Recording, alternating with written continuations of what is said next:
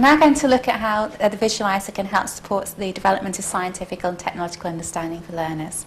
It's very important for children to be able to see and understand processes in science. So what the visualiser enables us to do is to record things that are happening, to play it back so the children can see and understand what's going on, and then also for them all to be able to have access to that opportunity as well. So I'm going to demonstrate here, I'll be doing this with year 4s and 5s, and it will be changing materials and demonstrating reversible and irreversible changes. So I've got some water and I've got some coffee granules, and I'm going to demonstrate the irreversible change that takes place when I pour the coffee into the water and I stir it. So there you can see very clearly, the children can see what's happening, see the granules going in, and they can see me stirring that. Actually, they could come up and stir this themselves. And then we can record this and play it back and talk about what's happening on the screen. Okay.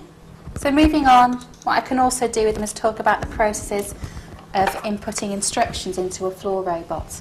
All classrooms have one of these or something very similar. A floor robot where children talk about the instructions they need to put into the robot to make it work. And then actually go away and work independently or in pairs to follow instructions. So putting my floor robot under the visualiser, and I can see if there is any light coming on there. If I want to make that brighter so they can all see it, I turn the light on.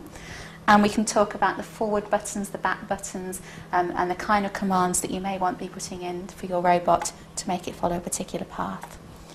I can also look very close up at electrical circuits.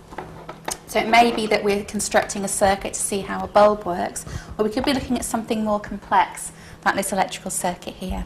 The L1EX has got a very powerful optical zoom, then it goes on to a digital zoom. If I want to then zoom in on the object that I'm looking at, I can bring the camera closer to the visualiser rather than relying on the digital zoom, and then zoom in using my optical zoom, allow it time to autofocus, and we're able to talk about what we're seeing.